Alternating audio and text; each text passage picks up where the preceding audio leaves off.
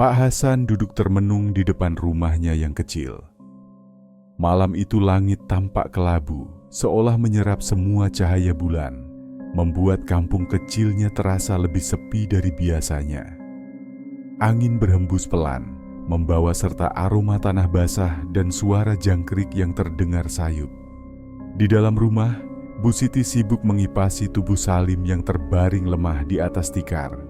Bocah kecil itu demam sejak 2 hari lalu. Tubuhnya panas, bibirnya kering, dan nafasnya tersengal. Pak Hasan tahu betul, ini bukan sekadar demam biasa, tapi ia tak punya pilihan. Uang di sakunya tak cukup untuk membawa Salim ke dokter. Ia menatap telapak tangannya yang kasar, bekas minyak panas masih membekas di jari-jarinya. Seharusnya, dengan bekerja keras, ia bisa memberikan kehidupan yang layak untuk keluarganya. Tapi kenyataan berkata lain. Gerobak gorengannya yang setiap pagi ia dorong ke sudut pasar semakin sepi pembeli. Orang-orang lebih memilih warung yang lebih besar atau pedagang lain yang lebih menarik. Gorengan Pak Hasan masih sama, tempe, tahu, bakwan, tapi entah mengapa, dalam beberapa bulan terakhir, pelanggan mulai berkurang. Mungkin mereka bosan, mungkin mereka menemukan yang lebih enak, atau mungkin nasib memang tak pernah berpihak padanya. Pak Hasan menghela napas panjang, menatap kosong jalanan kampung yang sunyi. Di kejauhan, samar-samar, ia melihat seseorang berjalan ke arahnya. Sosok itu tinggi, mengenakan kain lusuh yang berkibar tertiup angin malam. Langkahnya pelan, tapi pasti, seperti seseorang yang tahu betul kemana ia harus pergi. Saat lelaki itu semakin dekat, Pak Hasan dapat melihat wajahnya yang tirus, matanya cekung, dan bibirnya yang melengkung dalam senyum tipis. Pak Hasan sedikit bergidik, tapi ia tetap duduk, tak ingin terlihat takut. Lelaki itu berhenti tepat di depannya, menatapnya sejenak sebelum akhirnya berbicara dengan suara yang dalam. "Kenapa kau terlihat begitu putus asa, Hasan?" Pak Hasan mengernyit. Ia tak mengenal lelaki ini. Tapi ada sesuatu dalam suaranya, sesuatu yang membuatnya sulit berpaling. "Aku bisa membantumu," lanjut lelaki itu. Pak Hasan menatapnya curiga. "Membantu apa?" Lelaki itu tersenyum samar, lalu merogoh sesuatu dari sakunya. Sebuah kertas kecil, lusuh dan sedikit robek di ujungnya. Ia mengulurkannya ke arah Pak Hasan. "Datanglah ke alamat ini jika kau ingin mengubah hidupmu." Pak Hasan menatap kertas itu. Tangannya ragu-ragu, tapi entah kenapa, ia tetap meraihnya. Saat ia mengangkat kepala, lelaki itu sudah berjalan pergi, menghilang dalam gelapnya malam. Pak Hasan menelan ludah, merasakan jantungnya berdetak lebih cepat. Ia menatap kertas di tangannya. Tulisannya samar, seolah ditulis dengan tangan yang gemetar, tapi alamatnya jelas. Dan di pojok kertas, ada satu kalimat yang membuat bulu kuduknya berdiri. Rezeki tak pernah datang tanpa harga. Angin malam bertiup lebih kencang. Dan Pak Hasan tahu hidupnya tak akan pernah sama lagi. Malam itu, Pak Hasan tak bisa tidur. Pikirannya terus menerawang, mengulang-ulang kejadian aneh tadi. Siapa lelaki itu? Mengapa ia tahu namanya? Dan yang paling penting, apa maksud dari pesan di kertas lusuh ini? Di sampingnya, Bu Siti tertidur dengan napas yang berat. Salim masih terbaring lemah, sesekali bergumam dalam tidurnya, tubuhnya sesekali menggigil. Pak Hasan menggenggam kertas kecil itu erat-erat. Ia harus mengambil keputusan. Dengan langkah hati-hati, ia bangkit dari tempat tidur, menyampirkan sarungnya, lalu berjalan keluar rumah.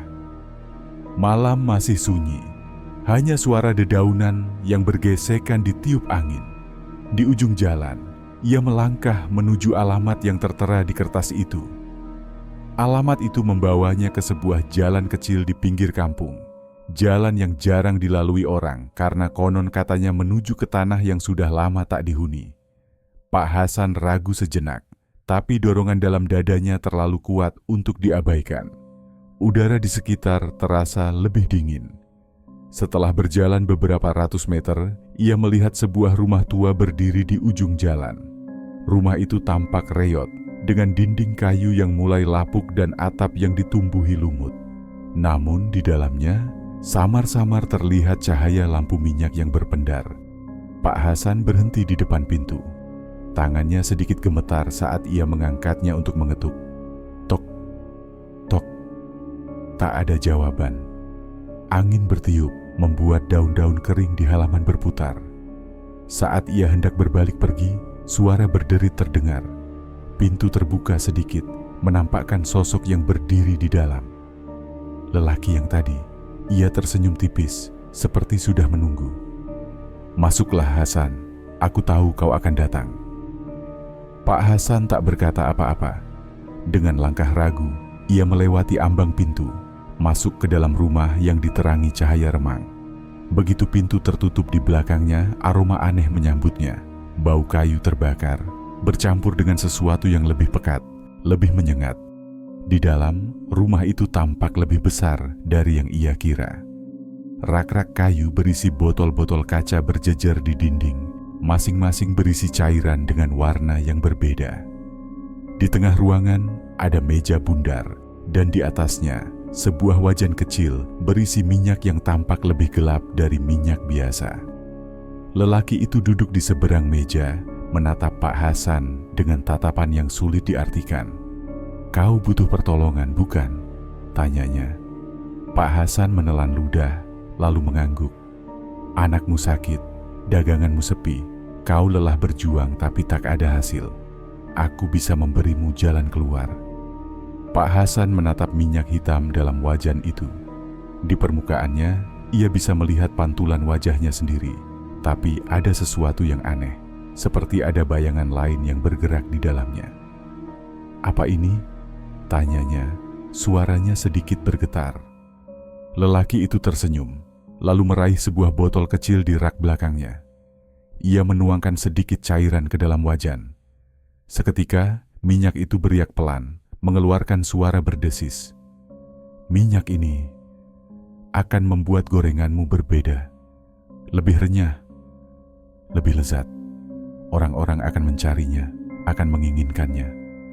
Daganganmu tak akan sepi lagi, Hasan." Pak Hasan merasakan jantungnya berdebar lebih cepat. "Tapi, apa yang harus aku bayar?" Lelaki itu menatapnya dalam-dalam, lalu berkata pelan, hampir seperti bisikan. "Jangan tanyakan harga, Hasan. Cukup gunakan minyak ini dan biarkan ia bekerja. Selama kau terus menggunakannya, keberuntungan akan berpihak padamu." Pak Hasan menatap botol kecil berisi minyak hitam pekat yang kini didorong ke arahnya. Ia bisa merasakan sesuatu dari benda itu, sesuatu yang dingin, yang seolah berdenyut di dalam kaca botolnya. Ia bisa pergi sekarang. Ia bisa menolak dan kembali ke hidupnya yang biasa. Tapi ia ingat Salim. Ia ingat Bu Siti yang kelelahan menjaga anak mereka. Ia ingat perutnya yang kosong, gerobaknya yang sepi, dan tatapan orang-orang yang mulai melupakannya. Tangan Pak Hasan terulur. Ia meraih botol itu. Seulas senyum terbentuk di bibir lelaki itu. Dan entah mengapa, saat ia tersenyum, ruangan terasa lebih gelap. Fajar baru saja menyingsing ketika Pak Hasan pulang ke rumah. Langit masih biru kelabu, udara pagi masih dingin, tapi tubuhnya dipenuhi keringat dingin. Di dalam sakunya, botol kecil berisi minyak hitam itu terasa berat, bukan karena bobotnya, tapi karena beban yang kini ia tanggung. Ia masuk ke rumah perlahan, memastikan Bu Siti dan Salim masih tertidur. Napas anaknya terdengar lebih tenang, meskipun wajahnya masih pucat. Pak Hasan menatapnya sejenak. Ia tak punya banyak pilihan. Pagi itu, seperti biasa, Pak Hasan mendorong gerobaknya ke sudut pasar. Ia sudah memilih tempat yang strategis, tepat di persimpangan, di mana orang-orang berlalu lalang. Namun hatinya tak tenang. Di dalam gerobak, botol kecil itu tersimpan rapi di balik tumpukan bahan-bahan. Pak Hasan belum berani menyentuhnya. Tapi saat ia mulai menggoreng gorengannya dengan minyak biasa, Pikirannya mulai dipenuhi keraguan. Bagaimana jika gorengan ini tetap tak laku? Bagaimana jika keberuntungan benar-benar menjauhinya? Tangannya bergerak sendiri. Dengan hati-hati, ia mengambil botol kecil itu, membuka tutupnya, lalu meneteskan beberapa tetes minyak hitam ke dalam wajan. Sekejap, minyak dalam wajan tampak beriak, mengeluarkan suara gemuruh kecil. Warnanya berubah sedikit lebih pekat, dan aromanya berbeda. Bukan bau tengik seperti minyak lama, melainkan aroma yang lebih kuat, lebih menggoda. Aroma yang entah kenapa membuat Pak Hasan menelan ludah. Ia memasukkan potongan tahu dan tempe ke dalamnya. Dan sesuatu yang aneh terjadi. Gorengan itu langsung berubah warna keemasan, lebih renyah dari biasanya. Minyaknya tak meletup seperti biasa, tak ada cipratan yang melukai tangannya. Seolah-olah minyak itu tahu bagaimana caranya bekerja dengan sempurna. Pak Hasan mengangkat gorengan itu, meniriskannya, lalu mencicipi sedikit. Crispy, lebih renyah dari gorengan manapun yang pernah ia buat. Rasanya gurih, seolah setiap bumbu menyatu dengan sempurna. Dan yang paling aneh, ia merasa ada sesuatu yang mengalir dalam tubuhnya, seperti energi asing yang perlahan merayap ke seluruh aliran darahnya. Tapi ia menepis perasaan itu. Yang terpenting, gorengan ini terasa luar biasa. Ia menatap dagangannya dengan napas tertahan. Ini akan menjadi hari yang berbeda. Tak butuh waktu lama. Saat matahari naik lebih tinggi, orang-orang mulai berdatangan. Awalnya hanya 1-2 pelanggan lama, tapi begitu mereka mencicipi gorengan Pak Hasan, sesuatu yang aneh terjadi. Mereka tak pergi. Sebaliknya, mereka memanggil teman-teman mereka, lalu teman-teman itu memanggil lebih banyak orang. Dalam waktu singkat, di depan gerobak kecil Pak Hasan, terbentuk antrean yang belum pernah terjadi sebelumnya. "Pak Hasan, tambah 1 lagi," seru seorang pembeli. "Saya juga, tambahin 5 bungkus." "Pak, gorengannya kok enak banget sekarang? Resep baru ya?" Pak Hasan hanya tersenyum kecil, meskipun hatinya berdebar. Ia terus menggoreng, tangannya bergerak tanpa henti, mengangkat gorengan keemasan yang tak pernah gagal membuat pembeli tergiur. Mereka makan dengan lahap, seolah tak bisa berhenti. Dan semakin banyak ia menjual, semakin ringan tubuhnya terasa. Seperti ada sesuatu yang mengalir dalam dirinya, seperti energi yang anehnya menyenangkan. Di ujung antrean, seorang ibu tua membeli 2 potong tahu. Ia menggigitnya perlahan, lalu berhenti.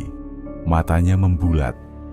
Ia menatap gorengan di tangannya, lalu menoleh ke arah Pak Hasan dengan ekspresi yang sulit diartikan. Seperti ada sesuatu yang ia sadari, sesuatu yang orang lain tak perhatikan. Namun sebelum ibu itu sempat berbicara, seseorang di belakangnya mendorongnya maju. "Bu, jangan bengong, saya juga mau beli." Si ibu tua menggelengkan kepala, lalu berlalu dengan langkah terburu-buru. Pak Hasan sempat melihatnya menoleh sekali lagi sebelum menghilang di tengah keramaian pasar, seperti ingin memperingatkannya. Tapi Pak Hasan tak bisa berhenti sekarang. Antrean semakin panjang, dan di dalam gerobak, minyak dalam wajan itu masih beriak perlahan, seolah menikmati setiap gorengan yang masuk ke dalamnya. Sejak hari itu, kehidupan Pak Hasan berubah drastis. Gerobaknya tak pernah sepi. Setiap pagi, bahkan sebelum ia sempat membuka lapaknya sepenuhnya, sudah ada orang-orang yang mengantre. Mereka rela berdiri lama hanya untuk mendapatkan gorengannya. Dalam seminggu, keuntungan yang biasanya ia dapat dalam sebulan kini berlipat ganda.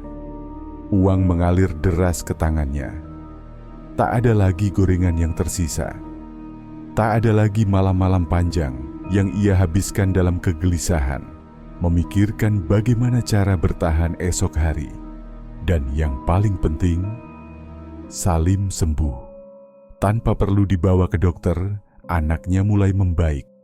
Demamnya perlahan turun, nafsu makannya kembali, dan cahayanya kembali bersinar di matanya. Bu Siti pun mulai tersenyum lebih sering, Meskipun ia heran bagaimana dagangan suaminya bisa begitu laris tiba-tiba. Pak Hasan hanya berkata, "Mungkin memang sudah waktunya rezeki berpihak pada kita." Namun jauh di lubuk hatinya, ia tahu ada sesuatu yang lebih dari sekadar keberuntungan. Setiap kali ia meneteskan minyak hitam itu ke dalam wajan, perasaan aneh menyelimuti dirinya. Seolah ada sesuatu yang sedang mengawasinya. Bulan demi bulan berlalu. Pak Hasan kini tak lagi berjualan di sudut pasar kecil. Ia membeli gerobak baru, lebih besar, lebih bersih, dengan roda besi yang kokoh. Ia memilih lokasi strategis di pinggir jalan utama, tempat lalu lalang kendaraan dan orang-orang yang sibuk mencari makanan enak. Tak hanya itu, ia juga memperkerjakan seorang anak muda, Darman, untuk membantunya menggoreng dan melayani pelanggan. Uangnya semakin banyak. Ia bahkan mulai merenovasi rumahnya. Dinding yang dulu rapuh kini diganti bata yang kokoh. Lantai yang dulu hanya tanah kini sudah dipasangi ubin dingin. Orang-orang mulai memandangnya berbeda. Mereka tak lagi melihatnya sebagai tukang gorengan biasa. Mereka melihatnya sebagai contoh sukses. Pak Hasan, penjual gorengan yang kaya. Namun di balik semua itu, ada satu hal yang selalu ia rahasiakan. Minyak hitam itu. Setiap malam sebelum tidur, ia menyimpannya di dalam kotak kayu, jauh di sudut lemari dapurnya. Dan setiap malam, saat semua orang sudah tertidur, ia bisa merasakan sesuatu dari dalam kotak itu. Sesuatu yang bergerak. Suatu malam, ketika semua orang sudah terlelap, Pak Hasan terbangun dengan keringat dingin. Dari dapur terdengar suara aneh, seperti sesuatu yang berbisik, samar, hampir tak terdengar. Pak Hasan bangkit perlahan. Dengan langkah hati-hati, ia menuju dapur. Kotak kayu tempat ia menyimpan minyak hitam itu sedikit terbuka. Pak Hasan menahan napas. Ia tahu pasti ia menutupnya rapat. Tapi sekarang, kotak itu terbuka, dan botol minyaknya tergeletak di atas meja, seolah ada seseorang yang baru saja mengeluarkannya. Jantungnya berdegup kencang. Dengan tangan gemetar, ia meraih botol itu, mengangkatnya perlahan. Di dalamnya, minyak hitam itu masih ada. Tapi ada sesuatu yang berbeda. Saat ia menatap permukaan minyak itu, ia melihat bayangan, bukan bayangan dirinya, melainkan bayangan seseorang atau sesuatu yang berdiri di belakangnya. Pak Hasan tersentak, menoleh dengan cepat. Kosong, tak ada siapa-siapa di dapur. Tapi saat ia kembali menatap botol itu, bayangan itu masih ada. Dan kali ini, ia melihat sesuatu yang membuat darahnya membeku. Sosok itu tersenyum kepadanya. Pak Hasan berdiri terpaku. Botol kecil itu masih dalam genggamannya, dingin di tangannya. Tetapi entah kenapa, seolah ada sesuatu yang merayap ke dalam kulitnya. Bayangan dalam minyak hitam itu tetap di sana. Tersenyum. Senyuman yang tak sepenuhnya manusiawi. Bibirnya terlalu panjang, giginya terlalu runcing, dan matanya hitam pekat, seolah kosong, tetapi menatap langsung ke dalam jiwanya. Pak Hasan ingin meletakkan botol itu kembali, ingin menghindari tatapan sosok itu. Tapi tubuhnya seakan membeku. Lalu terdengar suara, bukan dari luar, melainkan dari dalam kepalanya. "Kau sudah mendapatkan apa yang kau inginkan, Hasan." Suara itu berbisik, lembut, hampir seperti godaan. Pak Hasan menelan ludah. Dadanya naik turun cepat, napasnya pendek-pendek. "Anakmu sehat, daganganmu laris. Kau mulai menikmati hidup yang lebih baik." Pak Hasan ingin menjawab, ingin mengatakan bahwa semua ini terasa salah. Tapi lidahnya keluh. Sosok di dalam minyak itu memiringkan kepalanya sedikit. Senyumnya semakin melebar. Tapi ingat, Hasan, setiap pemberian pasti ada bayarannya. Saat itu juga, lampu di dapur berkelip. Bayangan di sudut ruangan bergerak seolah ada sesuatu yang bersembunyi di dalamnya. Pak Hasan terlonjak, hampir menjatuhkan botol itu, Saat ia kembali menatap minyaknya, bayangan itu menghilang. Kini hanya ada pantulan wajahnya sendiri yang pucat pasi. Tanpa pikir panjang, ia memasukkan botol itu kembali ke dalam kotak, menutupnya dengan cepat, lalu melangkah mundur. Tapi di dalam kepalanya, suara itu masih terngiang. Setiap pemberian pasti ada bayarannya. Keesokan harinya, meskipun pikirannya masih dihantui kejadian semalam, Pak Hasan tetap berjualan seperti biasa. Darman, anak muda yang membantunya, sudah datang lebih awal. Ia tersenyum riang, tak menyadari kegelisahan yang melingkupi Pak Hasan. "Wah Pak, pelanggan makin banyak hari ini. Saya sampai kewalahan tadi," katanya sambil tertawa. Pak Hasan hanya mengangguk kecil. Ia mulai menggoreng, meneteskan minyak hitam seperti biasa.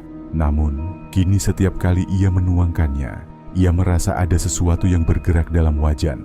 Sesuatu yang tak terlihat, tetapi bisa dirasakan. Dan para pelanggan, mereka mulai berbeda. Mereka makan gorengannya dengan lahap. Bukan sekadar lahap biasa, tapi lebih seperti ketagihan. Ada yang makan tanpa berhenti. Mulut mereka terus mengunyah. Mata mereka membulat seperti sedang menikmati sesuatu yang luar biasa. Ada seorang pria paruh baya yang datang pagi itu. Ia membeli 5 tahu goreng. Saat ia menggigit tahu pertama, ia terdiam sesaat. Lalu, ia mulai makan dengan cepat. Tangannya gemetar, matanya melebar. Setelah 5 tahu itu habis, ia langsung mengulurkan uang lagi. "Tambah 10 lagi Pak Hasan," katanya. Suaranya sedikit serak. Pak Hasan ragu. Pria itu sudah makan 5. Wajahnya mulai berkeringat, tapi tatapannya penuh dengan rasa lapar yang aneh. Pak Hasan melirik tangan pria itu, gemetar, seperti seseorang yang kecanduan. Tapi uangnya ada, dan antrean di belakangnya masih panjang. Dengan berat hati, Pak Hasan menyerahkan 10 tahu lagi. Pria itu langsung melahapnya tanpa menunggu lama. Darman yang berdiri di sebelah Pak Hasan mulai memperhatikan keanehan ini. "Pak, pelanggan kita kok kayaknya beda ya?" bisiknya. Pak Hasan meneguk ludah. Ia pun mulai menyadarinya. Bukan hanya pria itu, hampir semua pelanggan yang datang terlihat bernafsu. Mereka bukan sekadar lapar, mereka butuh gorengan itu. Dan semakin banyak yang mereka makan, semakin mereka terlihat berubah. Pak Hasan mulai merasa sesuatu dalam dirinya berontak. Ada yang tidak beres, tapi ia tak bisa berhenti sekarang. Siang itu, saat antrean mulai mereda, seorang wanita tua datang. Ia bukan pelanggan biasa.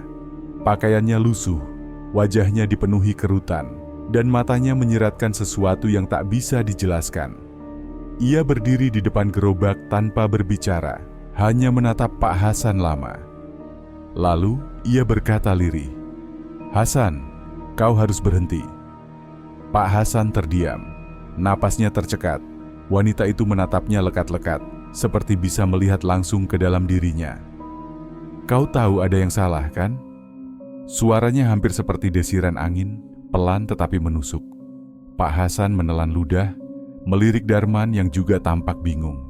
Ia ingin menyangkal, ingin mengatakan bahwa semua baik-baik saja. Tapi jauh di dalam hatinya, ia tahu kata-kata wanita tua itu benar. Sebelum Pak Hasan sempat berkata apa-apa, wanita itu melangkah mundur perlahan. Sebelum pergi, ia menatap Pak Hasan sekali lagi dan berkata dengan suara yang lebih pelan, "Jangan biarkan minyak itu mengambil lebih banyak sebelum terlambat." Kemudian, ia menghilang di antara keramaian pasar. Pak Hasan berdiri kaku. Keringat dingin mengalir di pelipisnya. Ia menggenggam erat sendok penggorengan di tangannya, tetapi tangannya bergetar. Jantungnya berdetak semakin kencang. Dan di dalam wajan, minyak hitam itu beriak perlahan, seolah mendengar setiap kata yang baru saja diucapkan, dan seolah sedang menunggu sesuatu yang lebih besar terjadi. Pak Hasan tidak bisa menghilangkan kata-kata wanita tua itu dari kepalanya. Jangan biarkan minyak itu mengambil lebih banyak sebelum terlambat. Apa maksudnya? Apa yang sudah diambil? Sejak pertama kali menggunakan minyak itu, ia tidak pernah bertanya-tanya. Yang terpenting baginya saat itu hanyalah menyelamatkan keluarganya, membuat Salim sembuh, memastikan Bu Siti tidak lagi menangis setiap malam. Tapi sekarang, ketika melihat para pelanggannya berubah, ketika melihat ketakutan dalam mata Darman, dan terutama setelah melihat bayangan dalam minyak itu, Pak Hasan mulai sadar mungkin ia sudah melakukan sesuatu yang tidak seharusnya. Malam itu, ia duduk di ruang tamu kecilnya, memandangi uang hasil jualan hari itu. Lebih banyak dari biasanya, tetapi untuk pertama kalinya, ia merasa takut untuk menyentuhnya. Ia mengembuskan napas panjang, lalu mengambil keputusan. Ia harus mencari tahu tentang minyak hitam itu. Pak Hasan tidak bisa tidur. Tepat sebelum fajar menyingsing, ia meninggalkan rumahnya. Ia berjalan cepat menembus jalan setapak yang ia ingat, menuju rumah kecil Kisamin, dukun yang memberinya minyak itu. Dalam pikirannya, ia berharap pria tua itu bisa memberi jawaban. Namun, saat ia tiba, rumah Kisamin kosong. Pintu kayunya sedikit terbuka, berderit pelan ketika Pak Hasan mendorongnya. Tidak ada siapapun di dalam. Ruangan itu gelap dan berdebu, seolah sudah lama tidak ditempati. Pak Hasan merasakan bulu kuduknya meremang. Baru beberapa bulan yang lalu ia datang ke sini, dan saat itu rumah ini masih dihuni. Tapi sekarang hanya ada kesunyian. Di sudut ruangan, sebuah meja kayu kecil berdiri dengan beberapa benda yang tampak seperti bekas ritual, sesajen yang sudah mengering, dupa yang patah, dan kain hitam yang terbuka sebagian. Pak Hasan mendekat. Di atas meja ada selembar kertas tua yang tampak seperti catatan tangan. Tangannya bergetar saat ia mengambilnya dan membaca tulisan yang samar itu. Minyak ini tidak mengering, tidak habis, tapi setiap tetesnya memiliki harga. Jangan pernah menanyakan dari mana ia berasal. Jangan pernah menatap ke dalamnya terlalu lama. Pak Hasan menahan napas, pikirannya berputar cepat. Minyak ini tidak habis? Benar, selama ini ia tidak pernah perlu menggantinya, hanya meneteskan sedikit setiap hari. Dan ia sudah menatapnya. Ia telah melihat bayangan itu. Ia ingin meletakkan kembali kertas itu, tetapi di bagian bawah ada satu kalimat terakhir yang membuat darahnya membeku. Dan jika kau sudah mulai mendengar suara-suara, maka waktunya sudah dekat. Jantung Pak Hasan berdegup kencang. Tiba-tiba, angin dingin berembus dari jendela yang setengah terbuka, membuat nyala lilin di meja berkedip-kedip sebelum padam sepenuhnya. Pak Hasan merasa ada sesuatu yang bergerak di belakangnya. Ia berbalik cepat, kosong. Tetapi ia tidak ingin tinggal di sana lebih lama. Dengan tangan masih gemetar, ia melipat kertas itu, menyelipkannya ke dalam saku, lalu bergegas keluar dari rumah itu. Namun, saat ia melangkah melewati pintu, dari sudut matanya, ia melihat sesuatu di dalam ruangan. Di sudut gelap, dekat meja kayu itu, dua mata hitam menatapnya. Dan sebelum ia sempat berteriak, mata itu menghilang. Pak Hasan hampir berlari saat kembali ke rumahnya. Peluh mengalir di pelipisnya meskipun udara pagi masih dingin. Saat tiba, ia mendapati rumahnya masih sunyi. Bu Siti dan Salim masih tertidur. Namun ada sesuatu yang berbeda. Udara dalam rumah terasa lebih berat. Pak Hasan masuk ke dapur. Pandangannya langsung tertuju pada kotak kayu tempat ia menyimpan minyak hitam itu. Tangannya gemetar saat ia membukanya. Botol minyak itu masih di sana. Tapi kali ini, minyaknya tampak lebih gelap dari biasanya. Hampir seperti darah pekat. Lalu, ia mendengar suara itu lagi. Hasan. Pak Hasan menutup botol itu dengan cepat. Tubuhnya gemetar hebat. Suara itu kini lebih jelas, lebih nyata. Dan kini, ia tahu satu hal dengan pasti. Waktunya hampir habis. Pak Hasan duduk di sudut dapur, napasnya tersengal. Botol minyak hitam itu masih di hadapannya, tertutup rapat dalam kotak kayu. Tetapi kini, ia tidak bisa mengabaikan bisikan yang terus terdengar di kepalanya. "Hasan, kau tak bisa lari." Suara itu pelan, hampir seperti desiran angin, tetapi jelas. Pak Hasan memejamkan mata erat-erat, berharap itu hanya bayangan pikirannya. Namun ketika ia membuka mata kembali, bayangan hitam itu ada di pojok ruangan. Ia bukan lagi sekadar pantulan di permukaan minyak. Kini, sosok itu berdiri di sana. Samar-samar, seolah terbentuk dari kegelapan yang merayap di dalam rumahnya. Pak Hasan terperangah, tenggorokannya kering. Bayangan itu tak bergerak, hanya berdiri diam, seperti sedang menunggunya. Dan saat Pak Hasan hendak berdiri, tubuhnya terasa berat, seperti ada tangan tak kasat mata yang menekannya ke bawah. Lalu sosok itu berbicara. "Waktunya telah tiba, Hasan." Pagi itu, Bu Siti menemukan suaminya terduduk di dapur dengan mata kosong. Ia mengernyit heran dan mendekatinya. "Pak, kenapa duduk di sini?" tanyanya sambil menepuk bahunya. Pak Hasan terperanjat seakan baru saja terbangun dari mimpi buruk.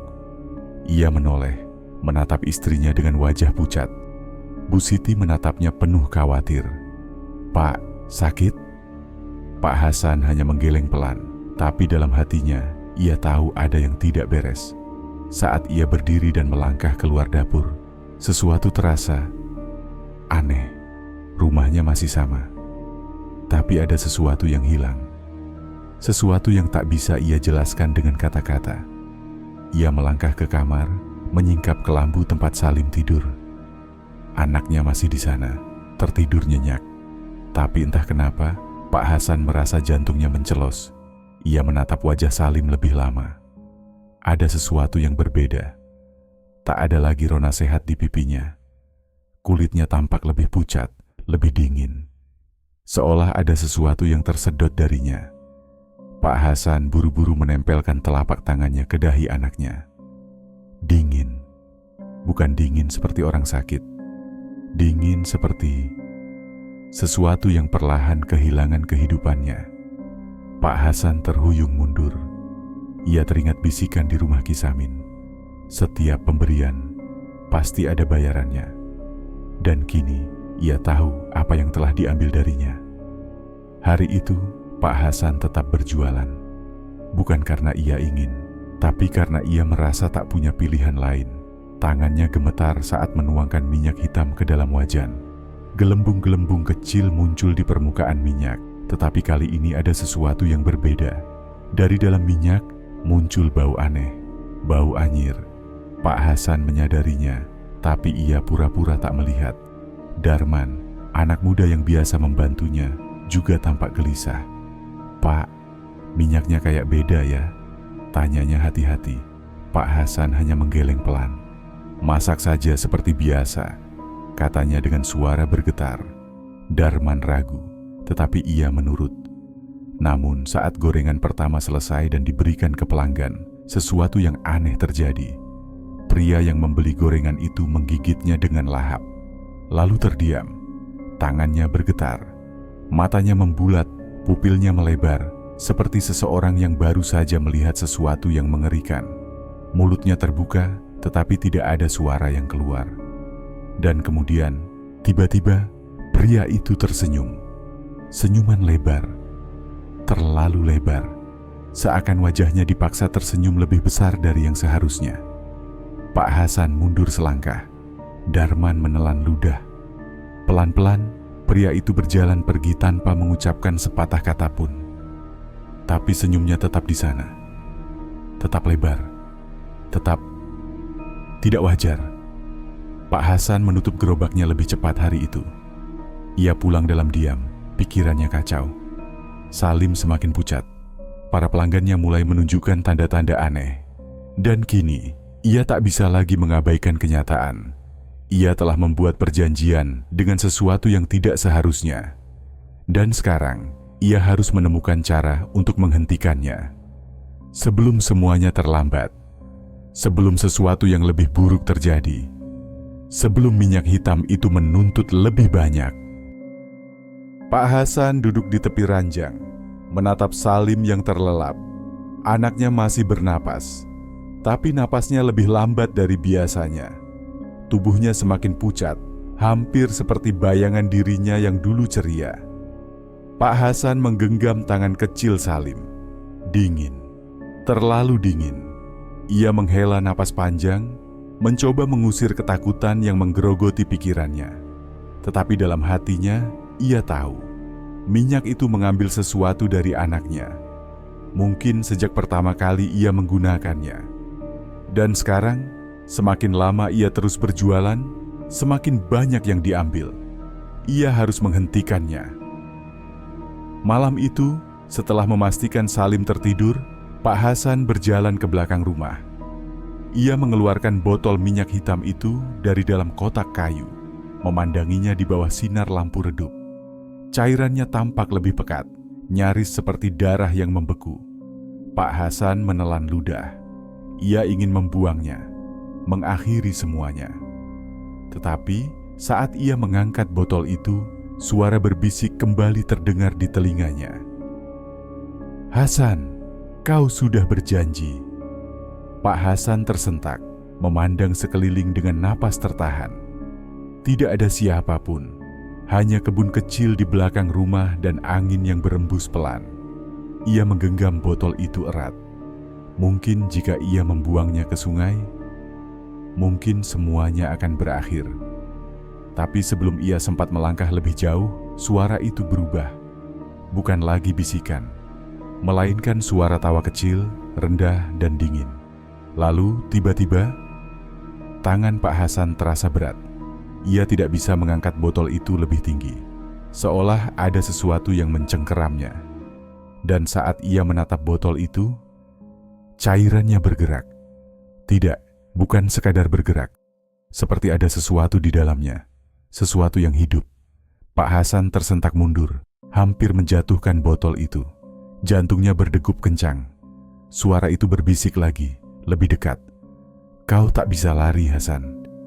Dan tiba-tiba, ia merasa ada sesuatu di belakangnya. Sebuah bayangan, dingin, berbisik langsung ke telinganya. "Kau masih berutang." Esok harinya Pak Hasan terpaksa berjualan lagi. Ia tidak ingin, tetapi ia merasa tidak punya pilihan.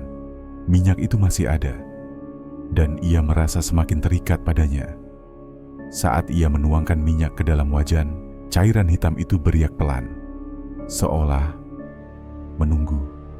Darman datang seperti biasa, tetapi kali ini wajah anak muda itu terlihat lebih pucat. "Pak, semalam saya mimpi aneh," katanya ragu. Pak Hasan meliriknya. "Mimpi apa?" Darman menelan ludah. "Saya mimpi ada yang duduk di gerobak ini, Pak. Sosok hitam." Dia senyum ke saya, tapi matanya kosong. Pak Hasan merasakan bulu kuduknya meremang. Tapi sebelum ia bisa menjawab, pelanggan pertama datang. Seorang lelaki paruh-baya. Tanpa banyak bicara, lelaki itu mengambil satu gorengan dan mulai mengunyah. Pak Hasan dan Darman memperhatikannya dalam diam. Lalu tiba-tiba, lelaki itu berhenti mengunyah. Tangannya gemetar. Dan seperti pelanggan sebelumnya, mulutnya perlahan menyunggingkan senyum lebar. Lebar sekali. Seolah-olah wajahnya bukan miliknya sendiri. Lalu, tanpa mengucapkan sepatah kata pun, lelaki itu berbalik dan berjalan pergi. Gerakannya kaku, seperti boneka yang digerakkan oleh sesuatu yang tak terlihat. Darman menatap Pak Hasan dengan wajah ketakutan. "Pak, apa yang sebenarnya terjadi?" Pak Hasan tidak menjawab, karena kini ia tahu. Minyak itu tidak hanya mengambil sesuatu darinya, tapi juga dari orang-orang yang menyentuh hasilnya. Dan ia tidak tahu bagaimana cara menghentikannya. Malamnya Pak Hasan duduk di ruang tamu, memegangi kepalanya. Bisikan itu semakin sering, bayangan itu semakin jelas. Dan Salim semakin lemah. Ia harus melakukan sesuatu. Ia harus menemukan cara untuk membatalkan perjanjian ini. Tapi bagaimana? Rumah Kisamin sudah kosong. Tidak ada yang bisa menjawab pertanyaannya. Dan setiap kali ia mencoba melawan, sesuatu semakin menekan kehidupannya. Lalu, di tengah keputusasaan itu, Pak Hasan mendengar suara langkah pelan dari luar rumahnya. Langkah yang tidak asing, seperti seseorang yang sudah lama ia kenal. Pelan-pelan, Pak Hasan bangkit dan berjalan ke pintu. Tangannya gemetar saat membuka daun pintu itu. Dan di luar sana, berdiri seorang wanita tua dengan wajah keriput dan sorot mata tajam. Wanita yang pernah datang ke gerobaknya beberapa hari lalu. Wanita yang memperingatkannya. Ia tersenyum tipis, lalu berkata pelan, "Kau akhirnya siap mendengar, Hasan?" Pak Hasan menatap wanita tua itu dengan napas tertahan. Ia tidak tahu siapa dia.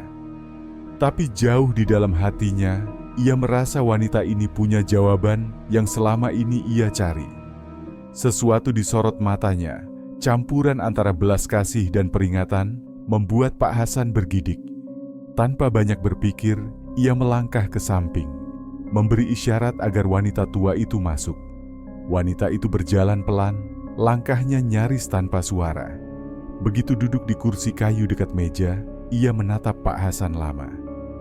"Kau ingin tahu apa yang telah kau lakukan, bukan?"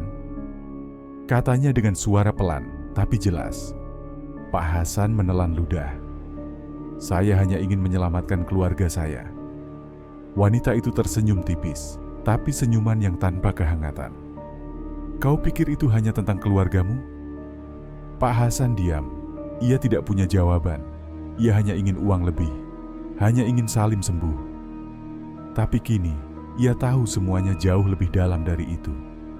"Minyak itu mengambil sesuatu dariku," katanya akhirnya.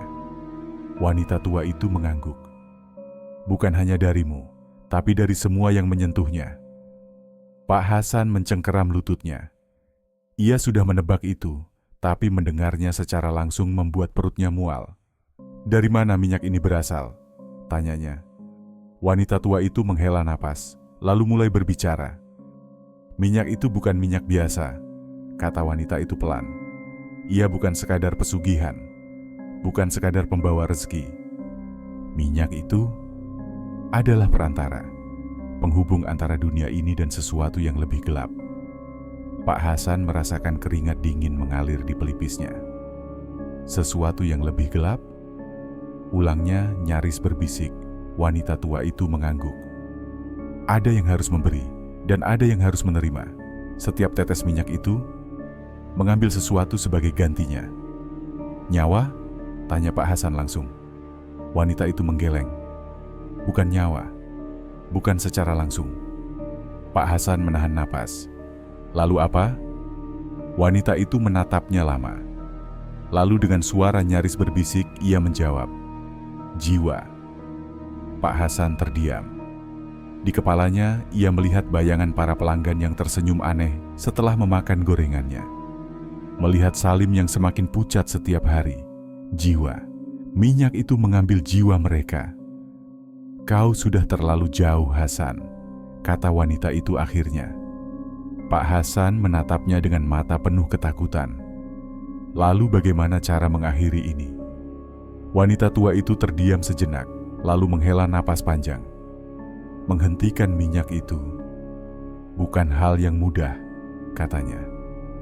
Pak Hasan mencengkeram lututnya semakin erat. "Saya rela melakukan apapun," katanya suaranya gemetar. Wanita itu menggeleng pelan. "Bukan soal kau rela atau tidak, tapi soal apakah ia mengizinkanmu pergi?" Jantung Pak Hasan berdegup kencang. "Iya?" Wanita tua itu menatapnya tajam. "Yang memberi minyak itu padamu, yang memberimu rezeki, yang sekarang menunggu bayaran lebih besar." Pak Hasan merasa tubuhnya lemas. Di kepalanya, ia bisa mendengar bisikan itu lagi. "Hasan, kau masih berutang." Dan kali ini, suara itu lebih dekat, lebih nyata. Hampir seperti seseorang berdiri tepat di belakangnya. Pak Hasan tidak bisa tidur malam itu. Perkataan wanita tua itu terus terngiang di kepalanya. "Ia menunggumu, Hasan. dan ia tak akan membiarkanmu pergi begitu saja. Ia ingin percaya bahwa masih ada jalan keluar, tapi semakin lama ia semakin ragu. Hingga menjelang tengah malam, saat semuanya sunyi, ia mendengar sesuatu. Di luar kamar Salim, suara langkah, pelan, seret. Pak Hasan langsung bangkit dan berjalan cepat ke sana. Ia membuka pintu kamar Salim dengan tangan gemetar. Dan di sana, ia melihatnya. Sebuah sosok berdiri di sudut ruangan. Hitam, tinggi, tanpa wajah. Tapi dari tubuhnya ada sesuatu yang bergerak. Seperti bayangan yang menggeliat merayap pelan menuju tempat tidur Salim.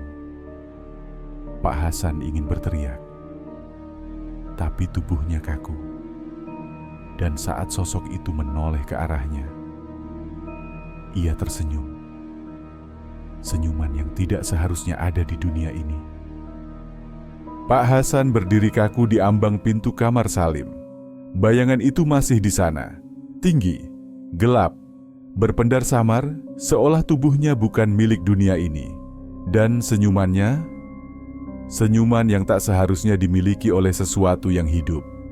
Pak Hasan ingin bergerak, menyentuh Salim, menariknya dari tempat tidur.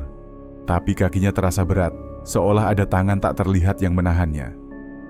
Di seberang ruangan, bayangan itu bergerak perlahan, tanpa suara, tanpa gerakan yang wajar. Dan saat ia mengangkat satu tangannya, udara di dalam kamar tiba-tiba menjadi lebih dingin. Pak Hasan merasakan dadanya sesak, seperti ada sesuatu yang menekan paru-parunya. Dan saat itu juga, Salim menggeliat dalam tidurnya. Pak Hasan melihatnya. Mulut anak itu sedikit terbuka. Dan dari dalamnya, muncul kabut tipis, perlahan bergerak ke arah sosok hitam itu. Seperti sesuatu yang sedang dihisap. Pak Hasan tersentak. "Salim!" teriaknya dengan suara parau. Dan seketika itu juga, semuanya berhenti. Sosok hitam itu menoleh padanya. Tapi kali ini, senyumannya lebih lebar, lebih menyeramkan. Lalu, dalam sekejap, ia menghilang, seperti kabut yang tersapu angin. Pak Hasan bergegas ke tempat tidur Salim. Anak itu masih bernapas, tapi wajahnya semakin pucat. Tulang pipinya menonjol, bibirnya membiru. Seolah-olah sesuatu dari dalam dirinya benar-benar telah diambil. Pak Hasan menggenggam tangan anaknya. Matanya panas menahan air mata. "Ayah akan menyelamatkanmu," bisiknya, lebih kepada dirinya sendiri. Tapi bagaimana? Ia tidak tahu harus berbuat apa. Membuang minyak itu, membakar gerobaknya, melawan sesuatu yang bahkan tidak bisa ia lihat dengan mata telanjang. Wanita tua itu bilang, ia tidak akan membiarkanmu pergi begitu saja. Dan kini, Pak Hasan mulai mengerti. Semakin ia mencoba melawan, semakin besar taruhannya. Keesokan harinya, Pak Hasan membuka gerobaknya seperti biasa. Ia tidak ingin, tapi ia merasa jika ia berhenti, sesuatu yang lebih buruk akan terjadi. Darman datang lebih pagi dari biasanya. Tapi ada yang berbeda dari anak muda itu. Ia terlihat lebih lesu, matanya kosong. Dan saat ia berbicara, suaranya terdengar lebih berat dari biasanya. "Pak, tadi malam, saya mimpi itu lagi." Pak Hasan menoleh. "Mimpi apa?" Darman menelan ludah. "Ada yang duduk di gerobak ini, Pak. Sosok hitam itu, kali ini dia lebih dekat." Pak Hasan merinding. "Apa yang dia lakukan?" Darman menggigit bibirnya. Dia memakan gorengan, Pak." Pak Hasan mengerutkan dahi. Lalu, Darman menarik napas panjang. Setiap kali dia makan, ada wajah yang muncul di dalam tubuhnya. "Wajah siapa?" bisik Pak Hasan. Darman menoleh padanya. Mata anak muda itu mulai berkaca-kaca. "Saya tidak tahu, Pak. Tapi saya merasa salah satunya adalah saya." Malam itu Pak Hasan tidak bisa tidur. Bisikan-bisikan itu semakin jelas. Bayangan hitam itu kadang muncul di sudut matanya, menghilang begitu ia menoleh. Salim semakin lemah, Darman semakin aneh, dan ia sendiri semakin dekat dengan kegilaan. Ia harus bertemu wanita tua itu lagi. Ia harus menemukan cara untuk mengakhiri semua ini sebelum semuanya terlambat. Pak Hasan berdiri di depan gerobaknya yang masih mengepulkan asap tipis dari minyak panas. Malam semakin larut, tapi pikirannya terus berputar. Darman sudah pulang sejak sore. Wajahnya pucat, matanya kosong, seakan ada sesuatu yang menghisap jiwanya perlahan-lahan. Salim semakin lemah. Tubuhnya semakin kurus, napasnya semakin pelan. Dan Bu Siti, istrinya mulai sadar ada yang tidak beres. Sejak beberapa hari terakhir, ia sering melamun, mendapati anaknya semakin pucat dan suaminya semakin gelisah. Namun Bu Siti tetap diam. Ia ingin percaya pada suaminya. Tapi malam ini Pak Hasan tahu, ia harus berhenti. Ia harus menghentikan semua ini sebelum semuanya benar-benar terlambat. Dengan langkah cepat, Pak Hasan menyusuri gang kecil menuju rumah wanita tua itu. Ia tidak peduli meski angin dingin malam berhembus menusuk. Ia harus menemukan jawaban. Begitu sampai di rumah reot itu, ia mengetuk pintu dengan keras. Tidak ada jawaban. Ia mengetuk lagi. Lalu, pintu itu terbuka dengan sendirinya. Di dalam, wanita tua itu duduk di sudut ruangan, menatapnya dengan tatapan yang sudah tahu segalanya. "Kau datang terlambat, Hasan," katanya pelan. Pak Hasan mengepalkan tangannya. "Saya ingin menghentikan ini. Katakan caranya." Wanita tua itu menghela napas panjang. "Kau pikir ini bisa dihentikan begitu saja?" Pak Hasan mengangguk cepat. "Saya akan membakar gerobak saya. Saya akan menghancurkan minyak itu. Saya akan melakukan apapun." Wanita tua itu tersenyum tipis, tapi bukan senyuman penuh harapan. "Bukan minyaknya yang terikat denganmu, Hasan, tapi kau yang terikat dengannya." Pak Hasan tersentak. "Apa maksudmu?" Wanita tua itu memejamkan mata sejenak, lalu membuka kembali. "Sejak pertama kali kau menerimanya, minyak itu telah menjadi bagian darimu. Kau tidak bisa membuangnya, tidak bisa menghancurkannya. Karena yang mereka inginkan bukan minyak itu, tapi dirimu." Pak Hasan merasa dunianya runtuh. Ia menggeleng, mundur selangkah. Tidak, harus ada cara lain." Wanita tua itu menatapnya lebih dalam. "Satu-satunya jalan adalah dengan memberikan sesuatu yang lebih besar dari yang sudah kau ambil." Pak Hasan terdiam. Sesuatu yang lebih besar? Lalu sesuatu di dalam dirinya mulai mengerti. Yang lebih besar dari nyawa para pelanggan. Yang lebih besar dari semua yang telah ia berikan. Salim. Atau Bu Siti. Pak Hasan pulang dengan napas tersengal. Ia harus melindungi keluarganya. Ia harus melakukan sesuatu sebelum semuanya terlambat. Namun begitu ia tiba di rumah, semuanya sudah terlambat. Di dalam kamar Salim, sosok itu sudah ada di sana. Tinggi, hitam, senyumannya lebih lebar dari sebelumnya. Dan di atas tempat tidur, Salim terbaring diam. Mata kecilnya terbuka, kosong, seolah-olah jiwanya telah dihisap habis. Pak Hasan jatuh berlutut. Tangannya bergetar saat menyentuh wajah anaknya. Dingin, seperti tubuh yang sudah lama ditinggalkan. Di belakangnya, suara isakan tertahan terdengar. Bu Siti berdiri di ambang pintu, wajahnya basah air mata. "Hasan, apa yang sudah kamu lakukan?" Suaranya parau, nyaris tidak terdengar. Pak Hasan menoleh, bibirnya gemetar. Ia ingin bicara, ingin mengatakan sesuatu. Tapi ia tahu, tidak ada kata yang bisa menjelaskan semuanya. Tidak ada alasan yang bisa membuat semuanya terasa benar. Pak Hasan menatap Bu Siti, dan di belakang istrinya, sosok itu masih ada, tersenyum, seakan menunggu sesuatu. Pak Hasan mengerti, ia belum cukup membayar, minyak itu masih menginginkan sesuatu, dan saat ia menyadarinya, sosok hitam itu melangkah ke depan, mendekati Bu Siti. Pak Hasan tersentak. "Jangan!" teriaknya, berusaha bangkit. Tapi sudah terlambat. Sosok itu sudah menempelkan tangannya ke pundak Bu Siti, dan perlahan tubuh Bu Siti melemah. Ia berusaha melawan, tapi bayangan hitam itu seperti menyedot sesuatu darinya. Matanya mulai kehilangan cahaya.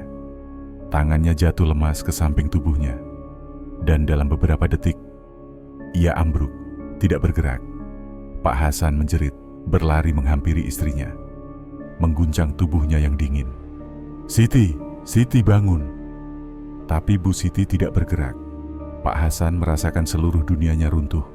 Ia telah kehilangan segalanya. Salim, Bu Siti, dan dirinya sendiri.